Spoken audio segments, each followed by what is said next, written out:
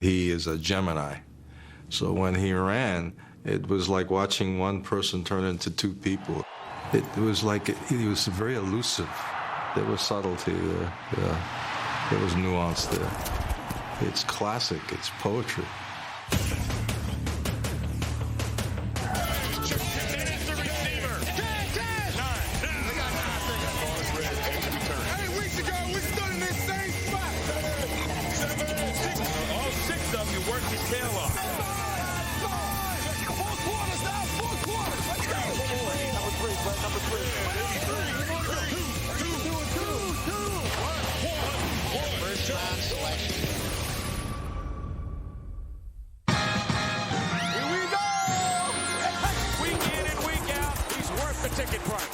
When you think of Elusive Runners, the first players who come to mind are running backs. Whoa! Lightning in the bottle. That's what he is. Tomlinson's nasty. While a majority of the game's slippery runners come out of the backfield, this countdown isn't limited to running backs alone. That's insane. That is. When making our list, we considered players from all offensive positions.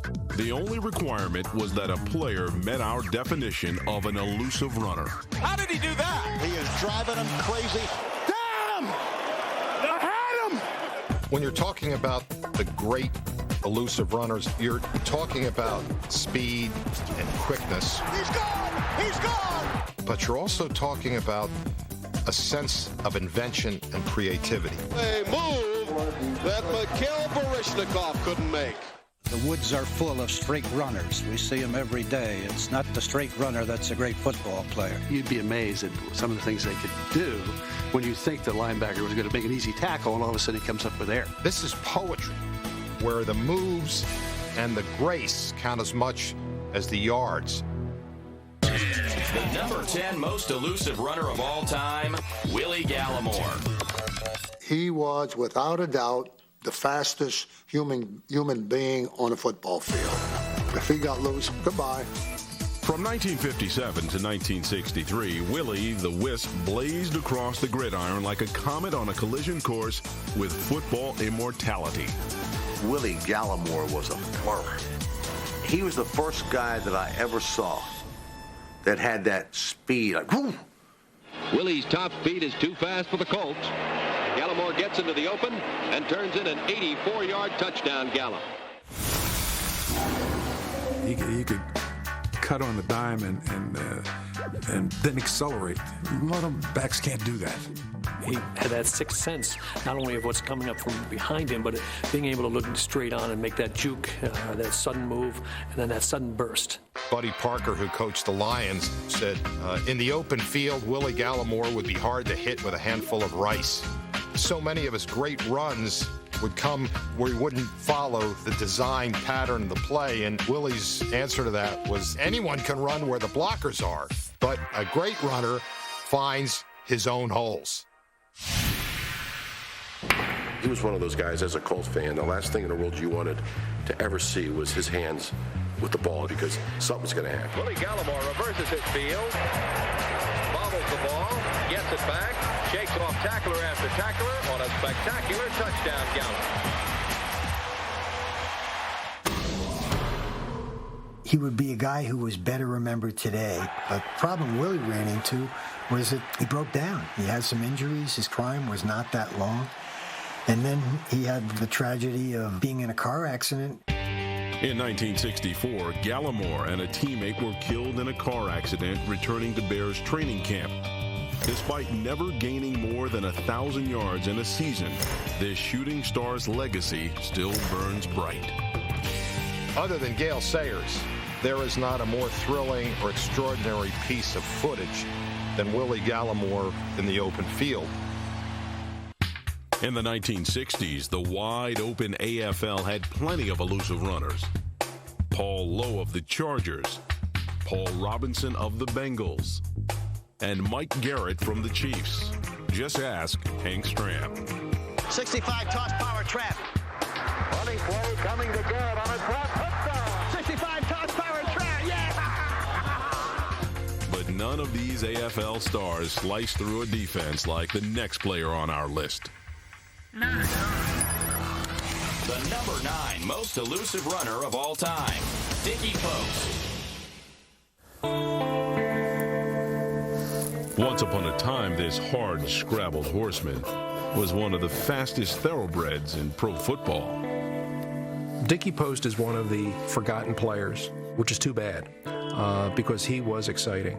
I mean, he was fun to watch. Post is 5 feet 9 inches, 190 pounds. His teammates call him Mouse. The Mouse turns Tiger. The open field was the open seas for Dickie Post, and the 1967 AFL Rookie of the Year charted courses only he could navigate. Dickie Post had great traffic burst. He could be in a glut of defenders, and in an instant, he could go from second gear to fifth gear and be through it. By the time I was step and a half, I was almost full speed. Then you're starting to look to wherever the daylight is. Some of his runs, you just sat back and run that again. Or do you want to see the block you made mix? No, I want to see Dickie. Dickie Post was like a little gnat, and you can't get the son of a gun. He is just all over the place.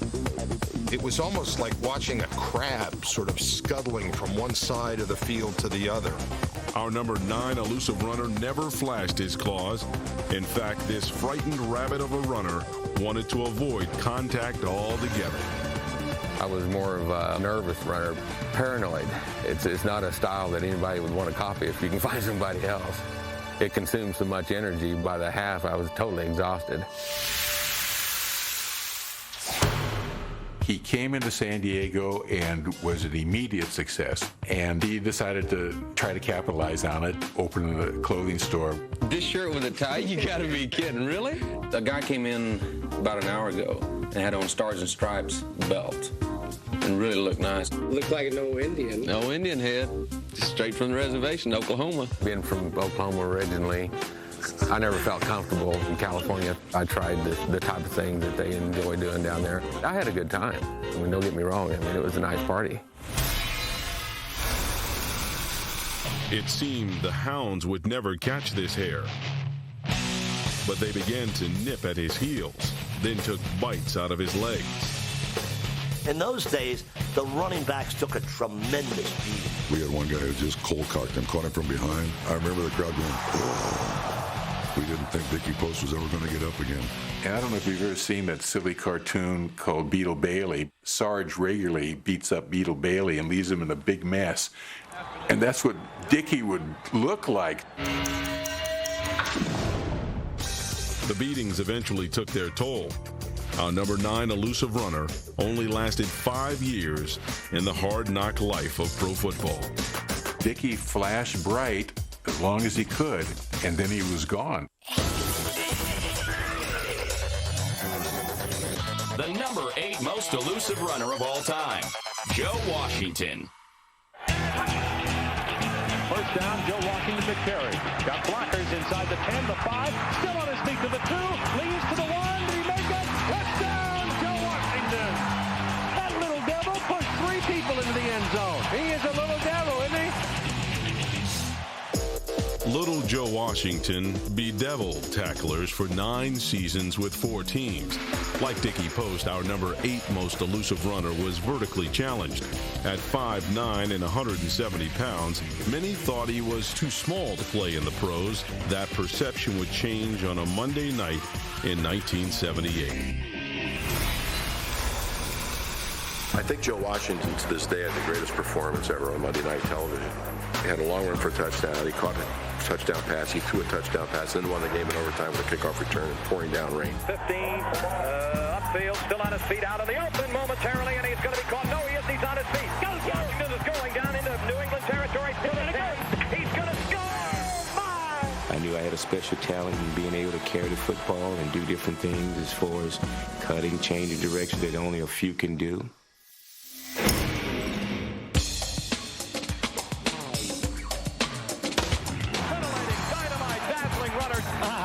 Electrifying running. He's dynamite. You have your slashers, you have your power guys, but no one can go full tilt and just stop and change directions, and that's what Joe could do. He taught me that the key attribute to a running back is quickness, not speed, and he was about as quick stop and go as I was ever around. Joe was just a heads-up smart, very, very, very smart player, and could really open up a game just like that. Ducks in, spins down to about the 6, and then got popped by linebacker Sam Hunt, and then bounces off and goes in. What a run! When little Joe arrived in D.C., Joe Gibbs had the bright idea to pair him with the Big Diesel. Snap, hand to Riggins, good hole. He's got the first down to the 40. He's gone! Touchdown, Washington Redskins! I mean, you got Riggins and Joe Washington. I mean, that's the original 1-2 punch. Riggins' thunder and Washington's lightning created a perfect storm. In 1983, the Redskins leveled the opposition, scoring a then-record 541 points. He was used really effectively, being brought in so he could create matchups and dictate matchups in the passing game. Looking into the end zone, throws it over the middle to Washington. Touchdown, Joe Washington! He was a weapon, and they couldn't use him enough. I showed people at 170 pounds, you can play full time. While sifting through hours of footage, we came across plenty of elusive runners who played quarterback. Here are a few that just missed the cut. He's going to run. He should make it. Touchdown, 49ers. Nowadays, Donovan McNabb is more of a pocket passer. But early in his career, number 5 knew how to make defenders miss. He's at the 15. He's at the 10. He's at the 5. He's in for the touchdown. The first to shake like that was Fran Tarkenton. Widely credited for inventing the scramble, Tarkenton paved the way for today's mobile pass chuckers. Many people have asked me how I got started scrambling. Tennessee's number 10, Vince Young, might be the next Fran Tarkenton. Just ask Mario Williams. Young stepped up. He gets away. 25-20, 15, 10, 5. Titans win. MVPs, Super Bowl titles, and the Hall of Fame, Steve Young could do it all, including making tacklers look silly. Young in trouble. He's going to be sacked. No, gets away. He runs, gets away again, goes to the 40. Young is in trouble, and he got away somehow. Gets away again to the 35. Cuts back at the 30. Young might score to the 20, the 15, the 10. He died. Touchdown, 49ers. While all these QBs were elusive, none was as shifty as the next player on our countdown.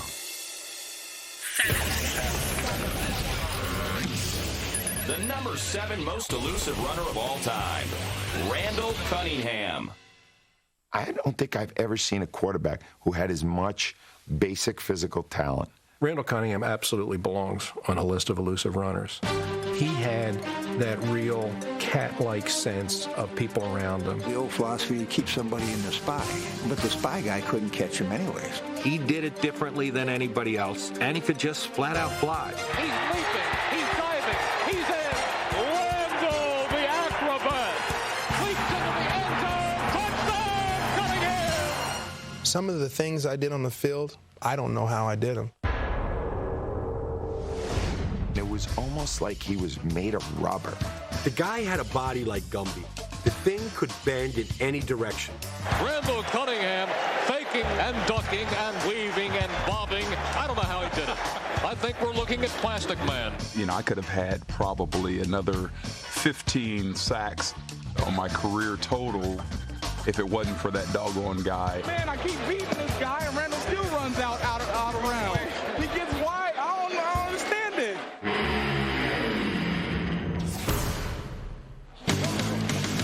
In 1990, our number 7 most elusive runner scrambled for 942 yards, 26 shy of Bobby Douglas's then NFL record. The Ramblin' Randall Show was at its peak. He's leaping. He's diving. He's in. Cunningham is rolling, being chased. He's going to run. He's going to go in for the touchdown. If you wanted a highlight film every week of Randall Cunningham, you could have it. Win or lose, you could have it. And I think there was too many times he got caught up in that. People call me and they always say, "Why do you think you can fly?" I said, "I'm an eagle." I mean, the play that people will always remember was the play in Buffalo. Cunningham is back. He's being trapped. He ducks under 3 men. He's looking. He's rolling. He's heaving it deep downfield for Barnett, who leaps and has it. Barnett's going to score! In a lot of ways, I mean, that play is really kind of Randall's career in a microcosm. One of a kind, and yet he didn't win. Although our number 7 most elusive runner never won a championship with his legs, his ability impacted NFL history. I think he helped to change the game of football. I think a running quarterback became something that teams would look for, and we've seen quarterbacks that are close, but I don't think we've seen another Randall Cunningham since. The Lambo Show. The number 6 most elusive runner of all time, Red Grange. In the fall of 1924, the public's interest in football was awakened by the sensational breakaway running of a University of Illinois halfback named Red Grange. He just did things on a football field that were phenomenal, that people just hadn't heard of or seen before. Football to that point had been a game of real power players. Red Grange was probably the first of his kind in terms of what we would now define as a broken field runner. One thing I don't believe a coach can do is teach anybody to carry a football. Those are instincts. You do the thing that comes natural to you. You just met up with the shiftiest hips in football. In the mid-1920s, the name Red Grange was synonymous with football in the same way that Babe Ruth was synonymous with baseball. He was this enormous star, and he became an enormous star because of the media that was available that covered his games and that brought his games into Americans' consciousness. Well, Galloping Ghost was a nickname that actually a Chicago sports writer first had come up with while Red was at the University of Illinois. But it was Grantland Rice, who was a much more famous writer of the time, who actually immortalized him, referred to him as the Gray Ghost in a little poem that he wrote after watching him play. And eventually became the Ghost, the Galloping Ghost. Galloping, obviously, reflecting on his speed and his running style. His whole backstory and his personality had a lot to do with it. Working class kid who delivered ice summers to stay in shape and to make money. I think a lot of people related to that. Football, as anything else, as baseball or basketball or professional tennis, serves more or less as a means for a young fella coming out of college to get himself a little stake of money. Our number 6 most elusive runner used his skills to land a lucrative pro contract. Although only credited by NFL record books with 569 yards rushing, less than Lawrence Phillips and Kajana Carter, Grange's impact on the league was immeasurable. His first game, 36,000 people showed up. I mean, nobody had drawn those kinds of numbers before. He gave the whole idea of pro football validity. He made people want to watch it. George and myself went to the White House and met the president, and we were introduced as George Halas and Red Grange with the Chicago Bears. President Calvin Coolidge's remark, he said, "I always like animal acts." We're 80 years later, and if you mention the name Red Grange, people know who you're talking about. And you look back on his statistics, they look pretty ordinary, but you measure him by impact and what he did to advance the sport, and that's why people remember him. The number 5 most elusive runner of all time, Bobby Mitchell. Number 5. Bobby was sort of like filet mignon to Jim Brown's sirloin. Bobby was just served up in smaller portions, but they were always very tasty. Our number 5 most elusive runner began his career as Jim Brown's backfield mate. Mitchell's mind-bending open field running was the perfect complement to Brown's power. Together, they were a mouth-watering combination.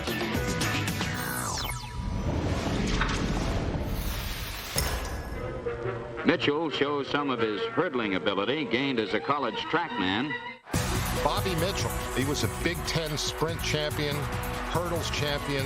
He had very sort of loose ankles, almost floppy. He could change directions like a fish. Just everything was quick, not necessarily graceful. He was here, he was there, and he was there and there before you could blink. I've never seen anything like that. I mean, it was inhuman. There's an old thing about give him a leg and take it away. There would be a leg, but when the tackler went for it, it was gone. The problem that Bobby had is that Paul Brown, his coach, had tapped him as a fumbler. Brown eventually traded Bobby to the Redskins. Whoa! I'm going to the Washington Redskins, of all places? He played for George Preston Marshall, which wasn't partial to blacks, okay? And Mitchell was kind of like the first black he hired on the team. In Washington, the Redskins moved Mitchell from halfback to wide receiver. Fortunately, his dazzling run-after-the-catch skills remained, and they were on full display in his return to Cleveland. Snead goes back to pass. He hits Bobby Mitchell over the center, and watch the ex-Brownie turn it on for his old coach and teammate. And I hit it right for Paul Brown. And I'm trying to figure out, where is he going? You know, where is he going? When I get at the sideline, I immediately made a right turn. And I don't, to this day, know how I made that turn. I think Bobby made 16 people, and there's all 11 players once and 5 more twice. Out of the corner of my eye, I am still looking at Paul Brown, Jim Brown, and Wooten as they're turning, walking back toward the bench because they know I'm gone. And of course, Paul went crazy. Of all the guys to come back and beat him, he let Bobby Mitchell come back. Oh, he went, wow. I would take these films home. You'd be sitting there at midnight and going back and forth. You'd be amazed at some of the things they could do when you think the linebacker was going to make an easy tackle, and all of a sudden he comes up with air. Linebackers hate to miss. He was the first one that I ever saw that perfected that sort of high stepping into the end zone to finish off runs, something that Walter Payton did later in his career. 15 to 10 to 5. He dances into the end zone. Mitchell retired with over 14,000 combined yards. This Hall of Famer proved that even elusive runners can play wide receiver. The number 4 most elusive runner of all time, Hugh McElhenney. 4. He was my mom's favorite player, still is to this day. And he had a long stride and breakaway speed. He had style. In the 1950s and early 60s, Hugh McElhenney was to pro football what Elvis Presley was to rock and roll. Both were known as the King, and each knew how to shake, rattle, and roll. Hugh McElhenney remained atop his throne as the king of football's broken field runner. Watching him run the football was almost like a kid's game, because he'd get the ball in the open field and there was just no telling where he was going to go with it. He probably had more 120-yard runs that only measured 40 yards than anybody in NFL history. He was sort of a hero among all of us because he looked like what a pro football player should look like. He would walk in a restaurant, they would say, "There's the king." He was Barry Sanders, Gale Sayers, all kind of wrapped into one, and at the same time himself. Really great and elusive running backs, but also had that great north-south instinct too. The first time our number 4 most elusive runner touched the ball, it was apparent he would be special. I'm standing on the sideline. I haven't had a playbook. I don't know. Frankie Albert calls a timeout. Comes over the sideline, tells Buckshaw, put McElhenney in. And Buck says he didn't know what to play. That's okay. We get in the huddle. Albert gets down on the ground and starts drawing the play. I swing out. He pitches the ball to me, and it goes 40 yards for a touchdown. My very first play. It's Hurricane Hugh McElhenney of the 49ers cutting a path as the 49ers jump away to a 7-0 lead.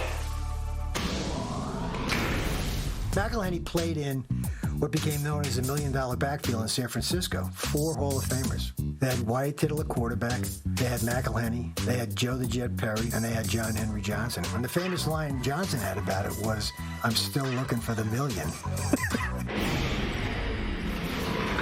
In the early 50s, a lot of players went both ways, played offense and defense.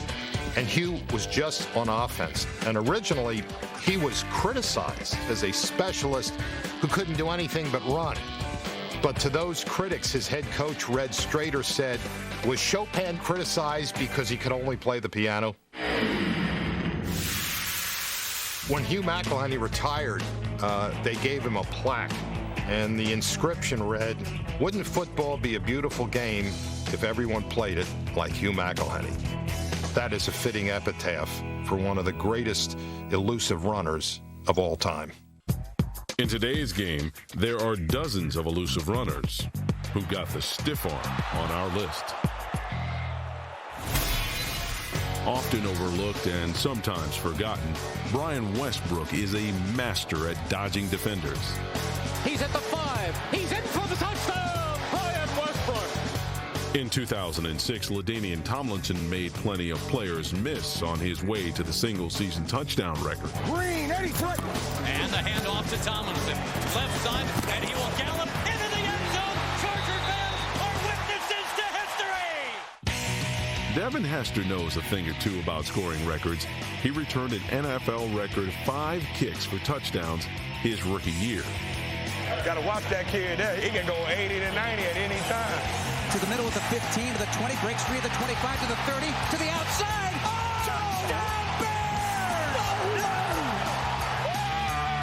I told you he can go 90 at any time. Reggie Bush can also go the distance, and his electrifying moves helped the Saints win a division title. That was unbelievable. While Bush had a remarkable season, he'll have to have a bunch more to match the Hall of Fame credentials of our next elusive runner. Diving for the pylon. Yeah, he's in. The number 3 most elusive runner of all time, Marshall Faulk. For 5 seasons with the Colts, Marshall Faulk was one of the game's most evasive backs. Marshall Faulk on a beautiful zigzag run. But when our number 3 most elusive runner was traded to the Rams, he became an all-purpose megastar. Going into the 99 season, we were a very good football team.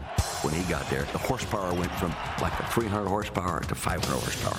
This was a terrific job by Mike Martz in understanding what Marshall Faulk could do, recognizing his unique set of attributes that allowed him to become an explosive player with the St. Louis Rams. The Rams deployed their new weapon as much as possible, and it paid off with a Super Bowl title.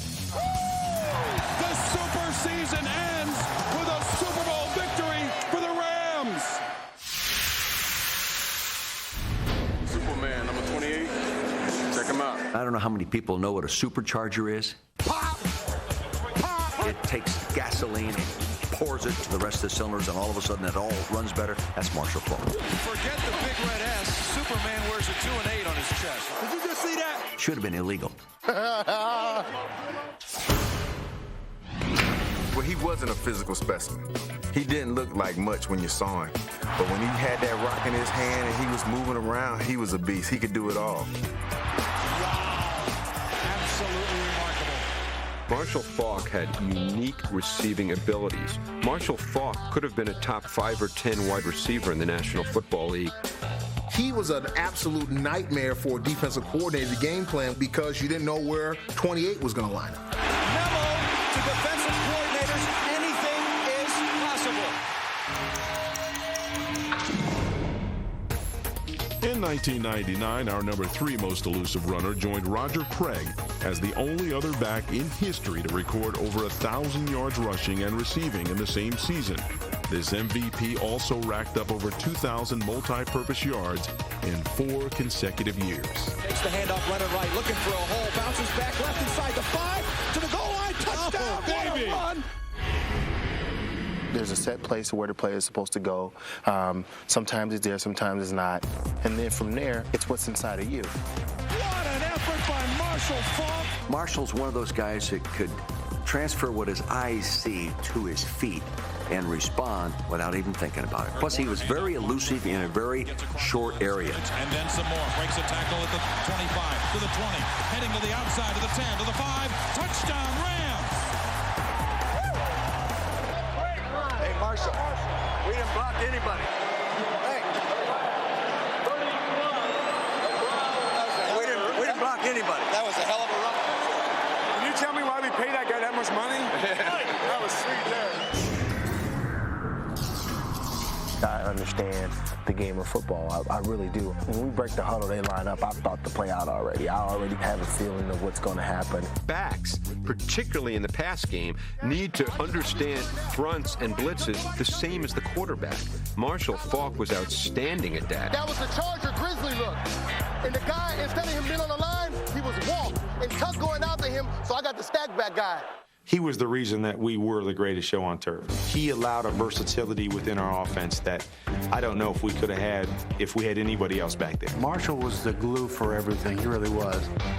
What else can Marshall Faulk do for this football team? We use the term in the NFL, great player, too often.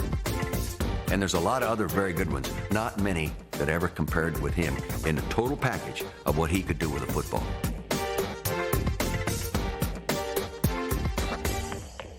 Through the years, the NFL has had plenty of great running backs. Graceful Lenny Moore scored touchdowns in a record 18 consecutive games. Lenny Moore with a good move. He'll go down as one of the great all-time running backs. Mercury Morris helped the Dolphins to a perfect season, and Walter Payton became the greatest of all time.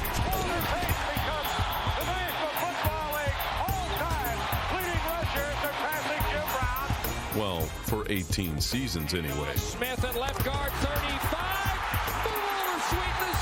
Make a place for Emmett. But none of those stars moved through the football galaxy quite like the Kansas Comet. The 15 to the 10, he broke the tackle to the 5. Touchdown. The number 2 most elusive runner of all time, Gale Sayers. Give me 18 inches of daylight. That's all I need.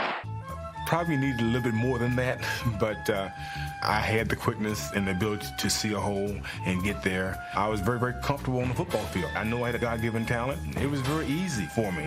If you talk to Gale, he almost talks in the third person. You say, Gale, how did you do that? He said, well, Gale went this way. He's just like it's another guy out there. Moves like his could have only come from another planet.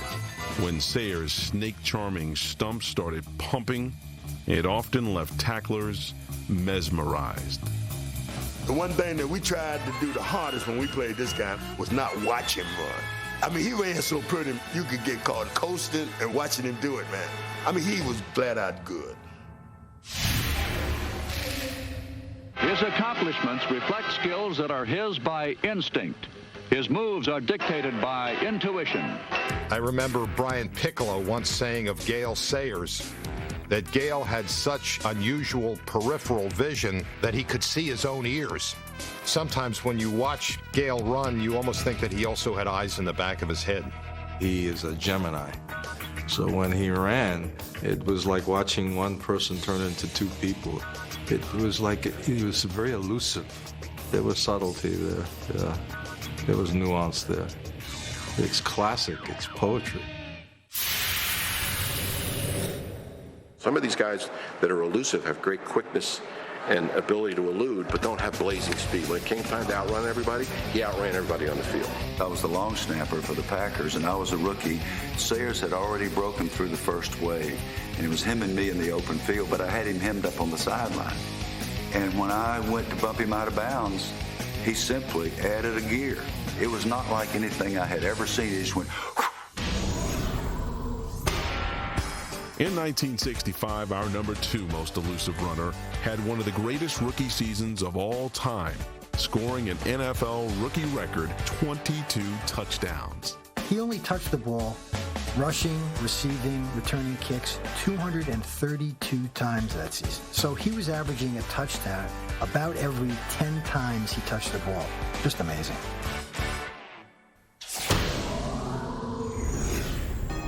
Even more remarkable, was the 6 touchdowns he scored against the 49ers at rain-soaked Wrigley Field. Gale Sayers sprints past the prospectors for a touchdown. Well, everybody was playing on a muddy field except him. He was in mud up to here. I mean, his feet must be that long, and he ran flat-footed, man. And he's the perfect mudder. He returned punts, he returned kickoffs, he caught passes for touchdowns, he ran for touchdowns. Nobody could bring him down. They were slipping in, we weren't slipping, probably because, I knew where I was going and they didn't. He could have had 7.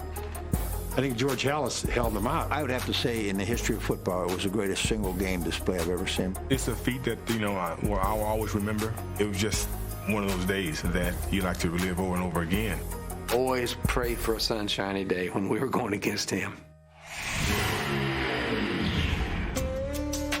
In 1968, our number 2 most elusive runner couldn't outrun a knee injury, and the Kansas Comet soon burned out.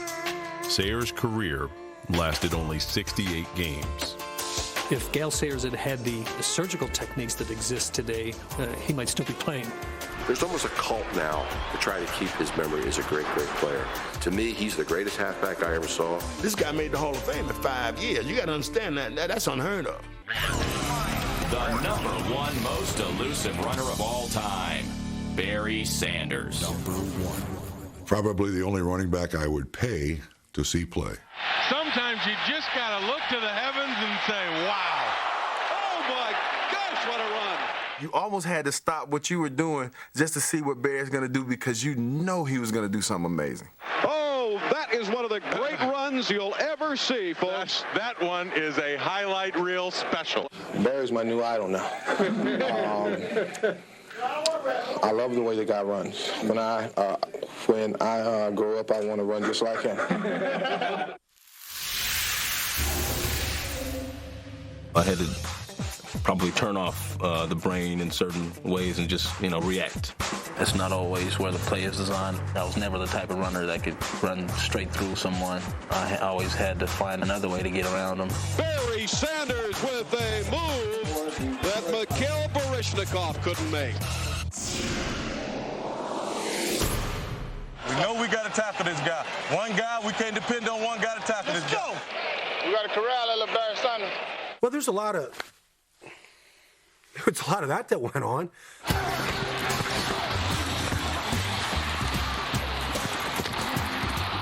Oh, man. I used to tell guys, defensive players, don't let this guy make you do the Lord's Prayer. The Lord's Prayer was Barry get in front of you, you try to make a tackle, and you clap your hands and you fall down on your knees. Barry!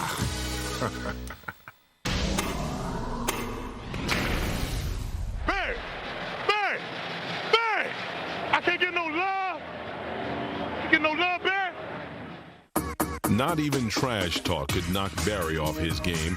Our number 1 most elusive runner averaged 5 yards per carry for his career. During his 2,000-yard season in 1997, he posted a record 14 consecutive 100-yard games. And the give to Barry Sanders. Cut back over the middle of the 15, breaks a tackle to the 10, Barry to the 5, Barry in, touchdown! He could freeze you and then beat you, make you stop, and while you were stopping to break down, he was gone. Nobody could stop and start like that. We felt the only way we could even simulate his movement at practice was to get a couple of chickens and have our 300-pound linemen try to corral him and chase him and box him in and corner him and cut him off. For all his greatness, Sanders was always criticized for 2 things: never winning a championship and running for the most negative yards in NFL history. There might have been a couple of -3, -5, -2 runs, but it's the Detroit Lions. And Sidney Crawford had too many birthmarks, I guess, too, right? I don't really hold that against him. They did not have an offensive line. These guys were like the worst offensive line in the world. He really never had a real offense. I mean, he was the guy, and he had to, basically run for his life just to make a 4-yard gain. For 10 years, Sanders carried the Lions. By 1998, number 20 was closing in on Walter Payton's all-time rushing record. But then, without warning, Sanders retired. It takes everything in you, really, to be good at it. I think you have to play it for the love of it. Once that leaves, I think it's time to leave. I was within striking distance of the record. It's a great record to have, but to play only because of the record is something that I didn't have it in me to do. Whether you agree or disagree with his decision, there is one fact that you can't dispute. Barry Sanders is undoubtedly the #1 elusive runner of all time. If you put the history of the great backs in a phone booth and said who could get out of this phone booth without getting tackled, Barry would be the guy. When we watch NFL films and we see the great runs of all time, most of them are Barry Sanders. He was just one of those once-in-a-generation kinds of players. Barry Sanders may be one of a kind, but all the players on our list impacted the game in their own unique way. Together, they made NFL history as the most elusive runners of all time.